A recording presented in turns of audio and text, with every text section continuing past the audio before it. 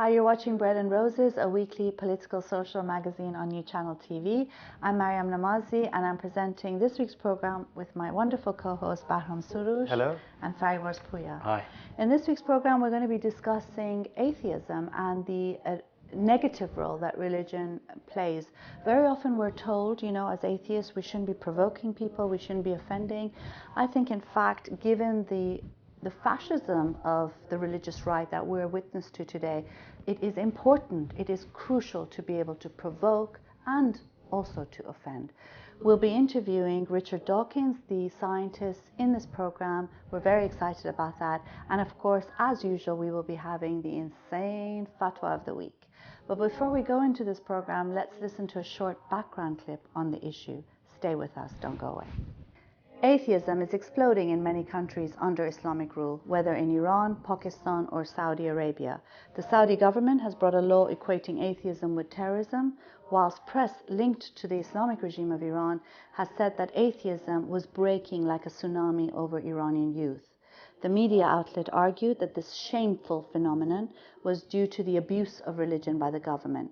In fact, no one opposes Islamic rules more than those who have had to live under them. Hence the rise in atheism, becoming all the more visible due to social media. And I think, there's a lot of times that people will criticize, for example, the establishment of the Council of Ex-Muslims, and they'll say, well, why can't you just call yourselves atheists? Why do you have to call yourselves ex-Muslims? There are no ex-Christians or ex-Jews, for example. Everybody just calls themselves atheists. And from my perspective, it's important because in Islam, they can kill you for it, because apostasy is a crime punishable by death. So it's it's like provoking and saying, you're telling us we can't, we will. And we won't stop until you stop killing people for it. And I think it's a challenge. It's a public challenge to the issue of apostasy. It's a challenge from a free-thinking position that people have the right to free thought. People have the right to think freely and reject irrational thought, right? Religion, that is. So I think it's important to do it publicly. And because of the rise of the right-wing Islamic movement in Middle East, and that's so precious thing to do, and we've seen the impact of the Council of Ex-Muslim on the political scene in Middle East and in Europe as well. And I think that's a precious movement and we need to defend it. And I think when you call yourself an atheist, you're telling the truth. Shouldn't you do that? And it comes as a surprise to those critics because religion has been such a pampered thing, throughout history, that it is okay for the religious establishment, institutions, churches, everything, and the mosques, everything, to try to win over people and to openly call themselves, talk about God, ask people to come to their religion. But when it comes to the secularists, atheists, then suddenly it becomes something, no, that's, it's too much, you're shocking, you're provoking people.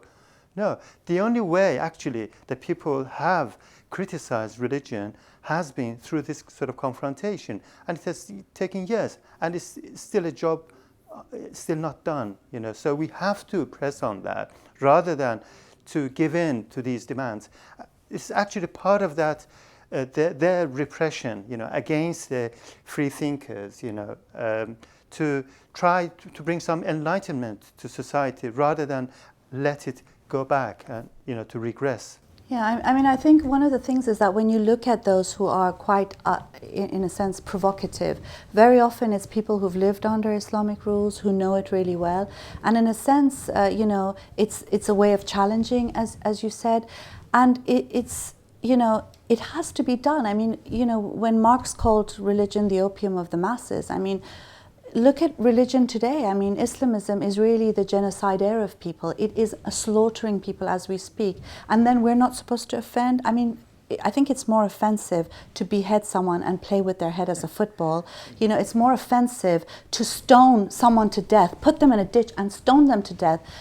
Me saying I'm an atheist and ex-Muslim, saying that I have a right to live and to think as I choose is not the offense. And I think it's a sad story when there are so many humanists and secularists who will tell you not to offend and to respect and be careful about religion? I think this approach of some section of the humanist movement is they have too much respect for religion, and they want to be part of sort of wishy-washy criticism of religion, really slowly that doesn't sort of change the status quo in a way, or slowly over the years, many years, hopefully you'll change people by arguing with them. But the fact of the rise of the secularist and atheist movement in Middle East and North Africa, there is huge social movement that demands it. That's why it's so important, and it's become an issue for the Islamic governments and for the repressive theocratical states. And I think that's what it is a demand of the society, and there's such a huge young population in these societies that demand it, and actually in practice they are the ones who are facing this genocidal movement, as you mentioned. It's a demand and a need, an urgent absolutely. need. Sure. Yeah. And I think it's a question of power, power relations. Who is in a critical standpoint here? You see, we're not talking about an equal position in society where we are either governing or we are in a position of power, and they are the people who have to be challenging us. No, it's the opposite. They are the establishment. They've got all the wealth. They've got all the institutions with which they have, as part of the legacy of thousands of years of the fact that they have been next to the ruling classes. And then we are the critical voice.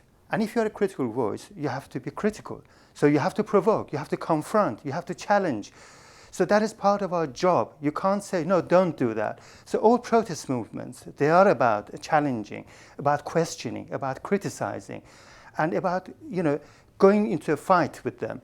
And it's always, so if you say, no, we want to have an inclusive society, this is the argument that is used, that everybody has to have their own share. No, but it's an equal situation. You can't say, okay, from that standpoint, okay, let's all of us live together. Yes, that's fine, but they're not the one letting us live as exactly, we choose. and because the onus is on us. The big weight is on us to challenge them. You see, that's why it is so important to clarify the position and not to give in to that sort of argument, I think. Let's listen now to the interview with Richard Dawkins. It's quite a short clip because he was rushing about, but he raises some really important points in them. So watch this and stay with us, and we'll be back to discuss this matter further.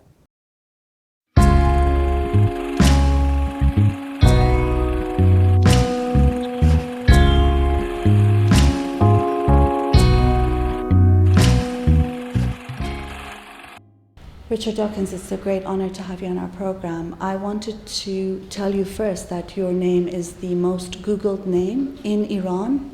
They did a search and saw that it was actually your name that came up. And it shows just what a large following you have in Iran and in the Middle East and North Africa. I've come across countless ex-Muslims, and the first thing they often say is, I became an atheist as a result of the God Delusion. Tell us a bit about that book, and I mean it's had huge effects. Well, I'm astonished by what you say, and delighted if that's really true about the most Googled name in Iran. I'm not even sure. Is it even translated into Persian? Is it the God Delusion? I think actually a lot of your work and videos are translated into Persian by people who are fans. Yes, so it's not an official publication. Well, I'm delighted. I mean, the more access people have to it, the better. I'm extremely pleased about that, and delighted if it's true that my books are read in Iran. So that makes me feel very good. Thank you. Great. I mean, for those who haven't had a chance to read The God Delusion, tell us a bit about some of the main arguments you make in that book. Oh, it's a whole long book. I'm not sure I can possibly summarize. I mean, I suppose the central argument is that there is absolutely no scientific reason to believe in any kind of supernatural creator. I think it's an interesting scientific hypothesis that there is a supernatural creator. It is a scientific hypothesis, and it's false. And people who think that there is a good scientific reason to believe in a supernatural creator are wrong. They simply need to look at the evidence. In many cases, they simply haven't looked at the evidence. Many people, for example, are persuaded by the apparently designed nature of the living world. And you've only got to understand Darwinism to know that that's nonsense. So That, I suppose, is the central argument, but then in the second half of the book it goes into the evils that religion perpetrates. And evils on children, warfare, all sorts of things like that. I mean, I think especially for people who live in Iran or under Islamic rule, those are quite clear, and in a sense that's why we're seeing a rise of atheism, particularly via social media. I mean, do you have contact with people from the Middle East and North Africa via social media? Not very much, no. I mean, I would like to have more. So I don't have very much contact, no. What about, you've got a foundation for reason and science. What are the aims of that foundation? Well, Reason and Science sort of sums it up. And there are two foundations, one in Britain and one in America. And partly what we do is simply support other organizations. Like, for example, my British foundation supports your ex-Muslim organization. The American one does a lot of different things, but among other things, what it does is to try to help ex-Muslims in America to get together and to recognize each other's existence and to gain confidence from each other's existence.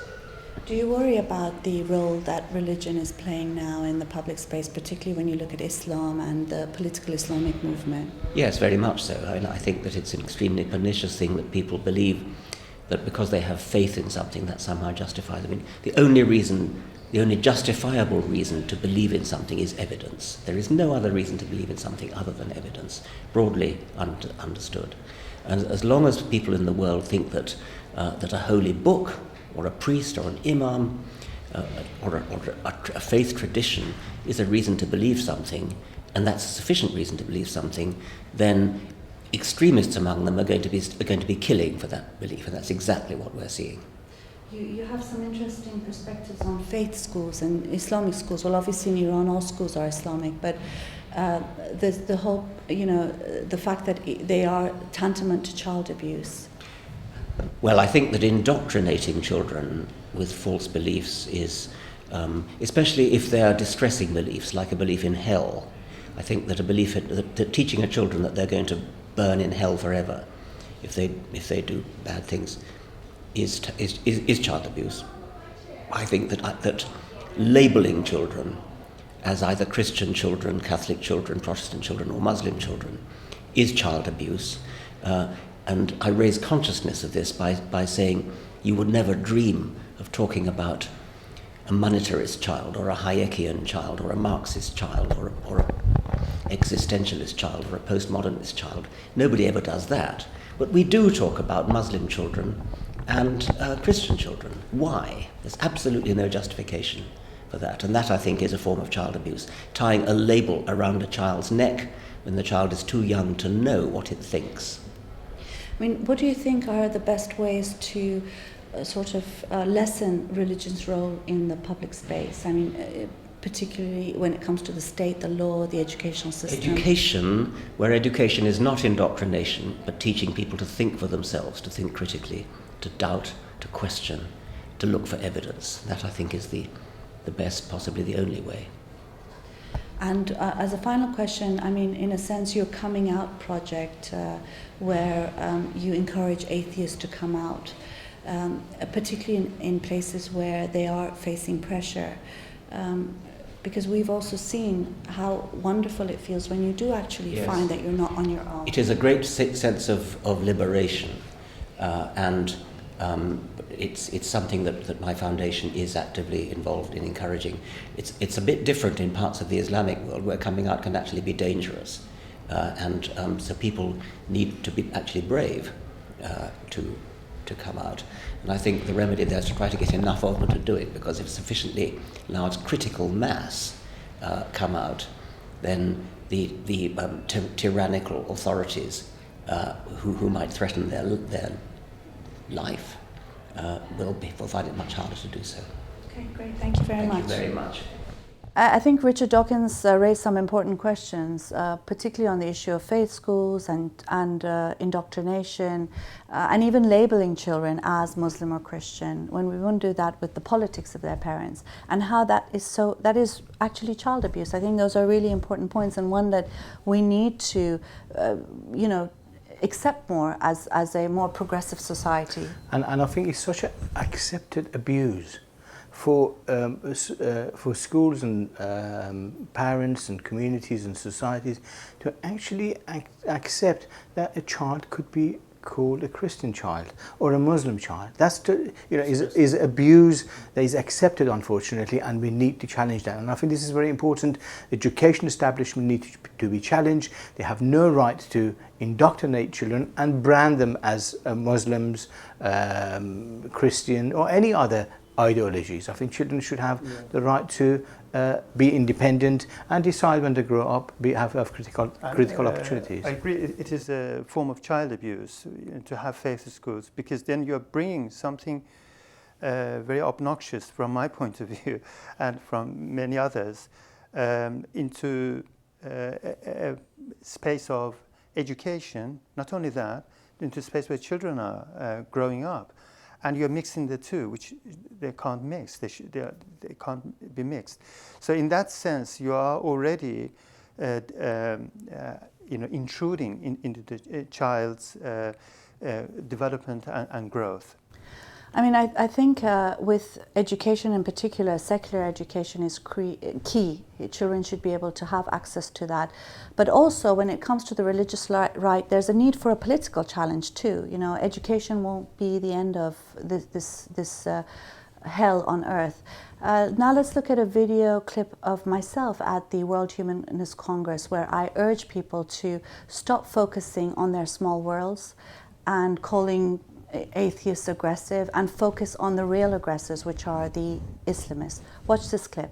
Hello everyone. Richard Dawkins, I just wanted to thank you as well for all the support you've given to ex-Muslims. Over the years working with ex-Muslims across the world, I think thousands upon thousands have mentioned your name and your books as one of the reasons why they've come out. Whilst it's dangerous, many people have been coming out, and social media has been a great help for that. I just want to make one comment, and that is this constant insistence that atheists are aggressive. Aggressive are the Islamists, who are the fascists of this era, killing people as we speak.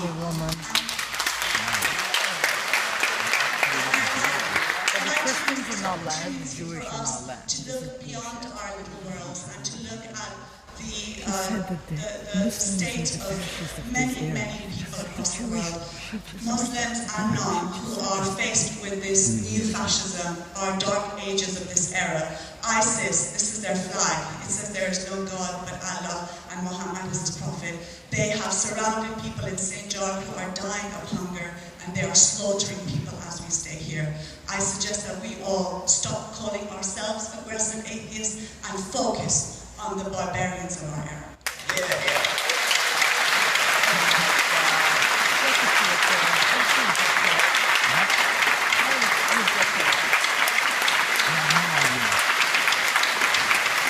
It's not that I've been working in Iraq for 4 years.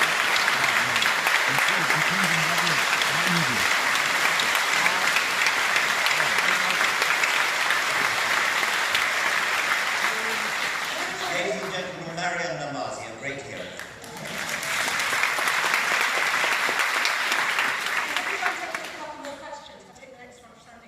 The thing for me was when I went to the World Humanist Congress, it was really frustrating to a large extent, because I felt that, you know, the Congress should begin, and the middle of it and the end of it should be about ISIS, about the fact that these fascists are taking over, you know, large parts of Iraq, Syria. They're killing people, they're slaughtering people, and it's not just religious minorities that they're killing other Muslims as well, who don't agree with them, who are free thinkers, who are secularists.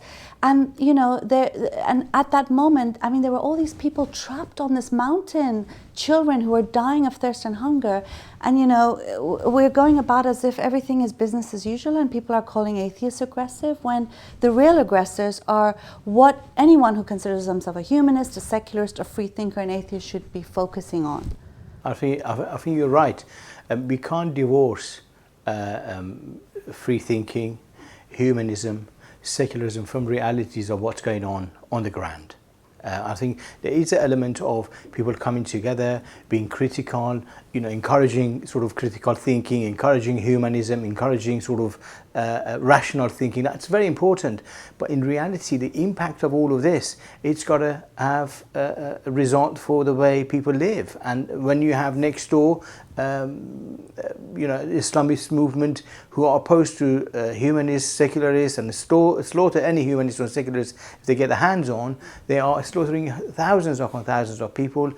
A Congress of that kind needs to react to and respond to the challenge that's been thrown to it. And I think you did right thing to stand up and raise that issue on the platform. But can I just say something? I mean, what really angered me is that Reza Moradi was filming me, and he was with me there, and someone sitting next to him was actually saying shit, and what is this rubbish she's talking, and oh my God, she called all Muslims fascists, because the reality is that they can't even see the difference between a Muslim and a fascist.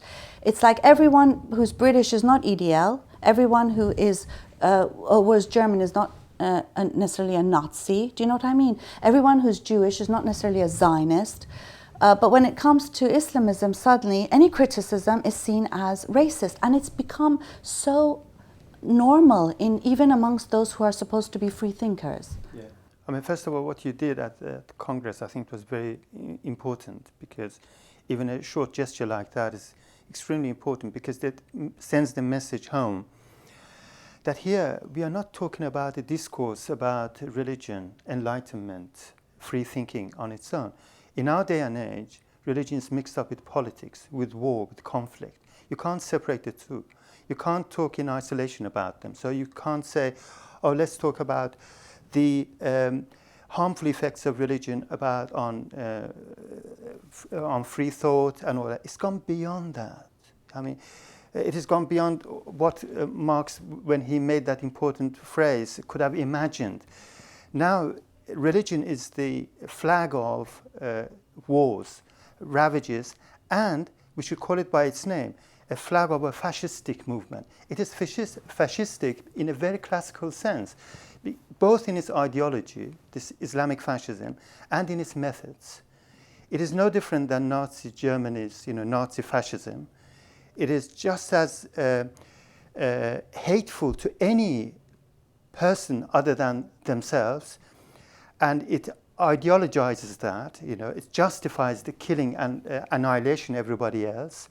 So mass killing on a mass scale, and the methods of it. So I think this should be put in its right place, that we are talking about a fascistic movement, and the ISIS, the Islamic State, is spearheading that movement, and it has to be fought at that level. But it's interesting, because for those people who say that it's racism or bigotry to oppose ISIS or Islam even as a religious belief, in a sense their position is bigoted, because they seem to make no distinction between real living, breathing human beings, some who might be Muslim, some who might not, because we're not all Muslim there, we have free thinkers and secularists in the Middle East and North Africa as well.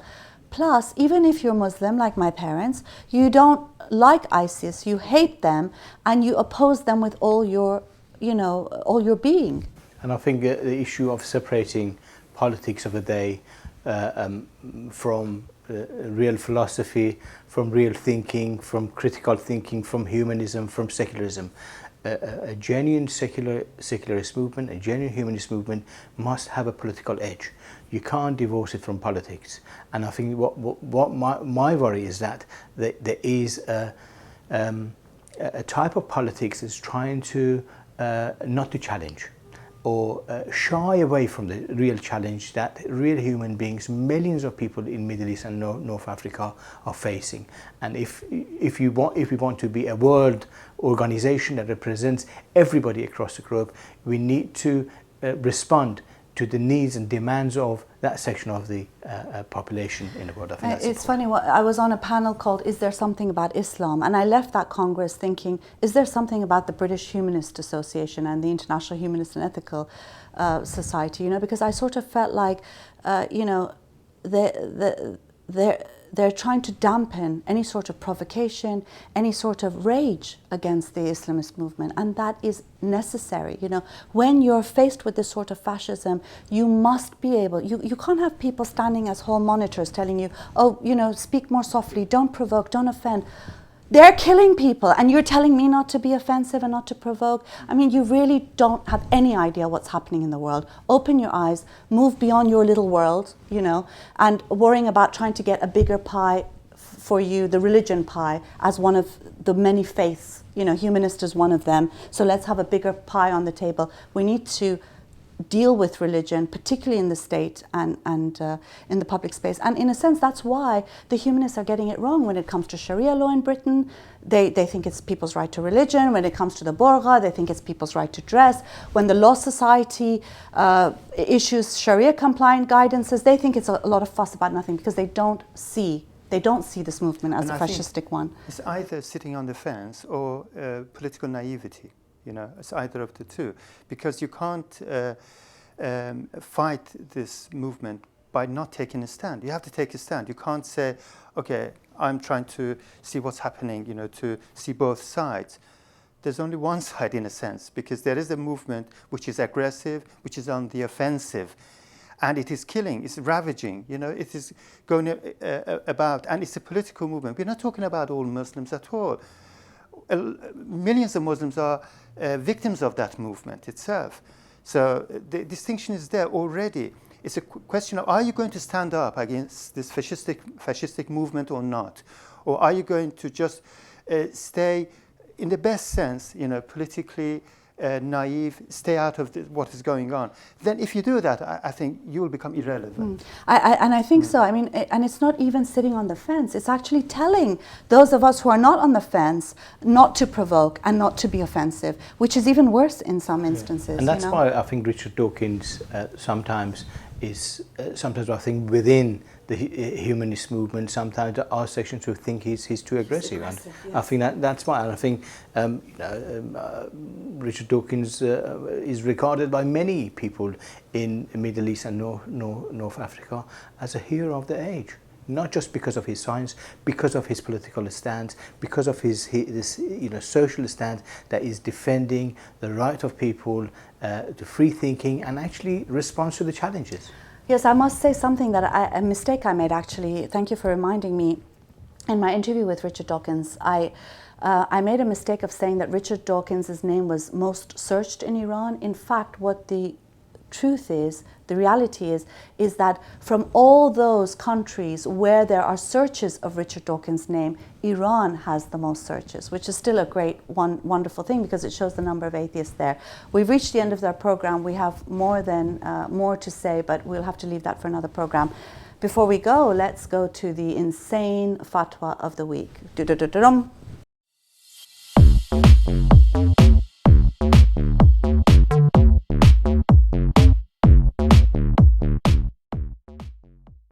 And this week's fatwa is from Iran's supreme leader, very, very funny name, Ayatollah Ali Khamenei, and he's issued a fatwa which bans online chatting between unrelated men and women, because he says that given the immorality that often applies to this, it is not permitted.